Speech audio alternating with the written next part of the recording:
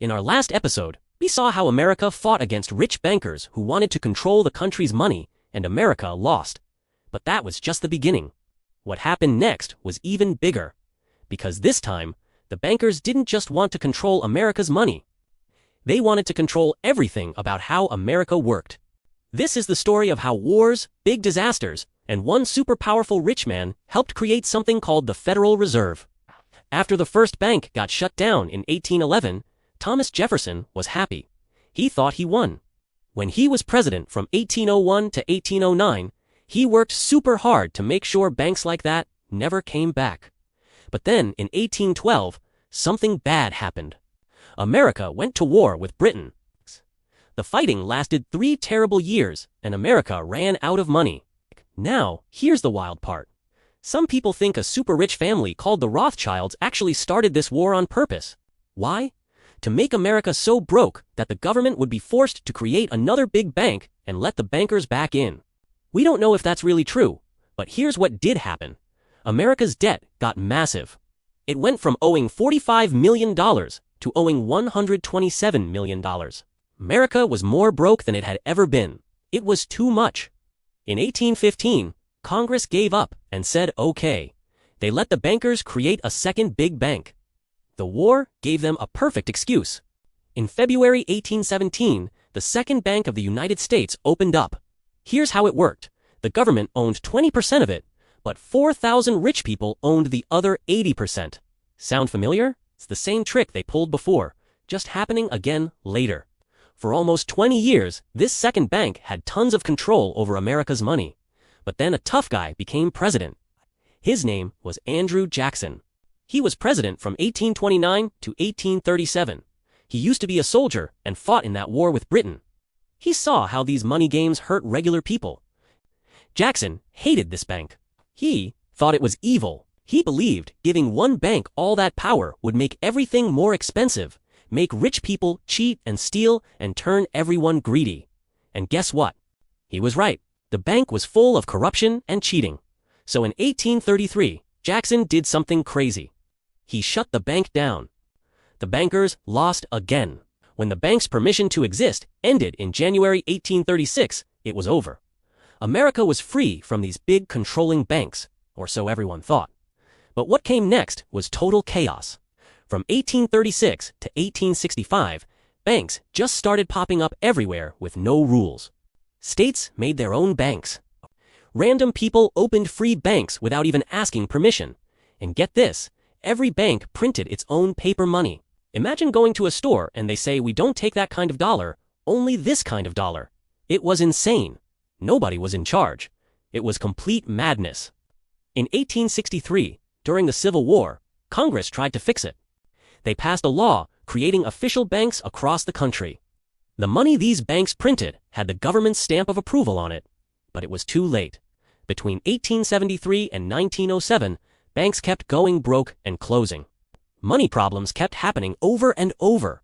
The economy kept getting messed up. Then 1893 hit, the worst economic disaster America had ever seen. Companies had built too many railroads. Banks were failing. Everyone panicked and ran to their banks to pull out their money before the banks closed. People were scared out of their minds. America was about to completely collapse. And that's when one man showed up to save the day. His name was John Pierpont Morgan. Everyone called him J.P. Morgan. J.P. Morgan wasn't just some banker. He was the banker, the most powerful one in America. His company started back in 1854, but by 1893 it was called J.P. Morgan & Co., and it was the biggest, most powerful money company in the whole country. When America was falling apart in 1893, Morgan swooped in like a hero. He spent $62 million buying government bonds. Basically, he loaned the government money when nobody else would. He saved the government from going completely bankrupt. Let that sink in. One private rich banker guy saved the entire United States government. After that, the president trusted Morgan completely, and with that trust came massive power. Morgan started buying up and controlling everything. Stocks, banks, businesses. He created what people called a trust, which is basically when one person or company controls a bunch of different companies at once. Other rich guys were doing this too, like John D. Rockefeller with his oil company.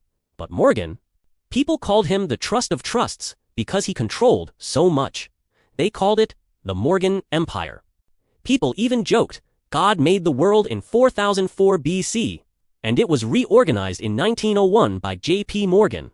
By 1912, Morgan and a few other super-rich bankers controlled basically every major business in America. Railroads, steel, oil, electricity, all of the banks. The country wasn't just influenced by these rich guys. These rich guys were the country. Then came President Woodrow Wilson. Wilson was a professor and a really smart guy.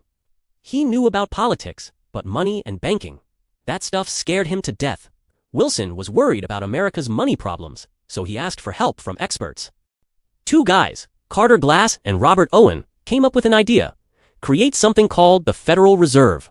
For a whole year, Congress fought about it. Rich bankers wanted one thing. Regular people wanted something else. Some wanted all the control in one place. Others wanted it spread out. Everyone was arguing and making secret deals. Finally, on December 23, 1913, just 2 days before Christmas, when most of Congress had already left to go home for the holidays, Wilson signed the paper that made it law. The Federal Reserve System was born. They told everyone it was a compromise, a way to make everyone happy. They said it would be a bank that's kind of centralized, but also kind of not. They said it would balance what private banks wanted with the government keeping an eye on things. But here's what really happened. This compromise gave rich bankers control of the United States, the same bankers who had tried twice before and failed.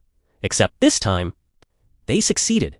From when the first bank ended in 1811 to when the second bank got destroyed in 1836, through decades of chaos and disasters, the bankers never stopped trying. They learned from their mistakes. They changed their strategy. They waited for the perfect moment. And in 1913, they finally got what they'd been trying to get since 1791: permanent control over America's money. The Federal Reserve didn't just appear out of nowhere. It was the result of over 100 years of fighting, where every disaster, every panic, every war pushed America one step closer to giving up control of its own money. J.P. Morgan didn't just save America in 1893. He set it up. He positioned everything perfectly for the final takeover. Because here's the thing. When you control the money, you control absolutely everything. Did you like this story? Then smash that like button and subscribe. It really helps us out and lets more people discover these wild money stories. Want to learn more crazy stuff about how money actually works and who really controls it? Hit that notification bell so you don't miss the next episode. Thanks so much for hanging out with us today. See you next time when we dive into even more secrets about money and power.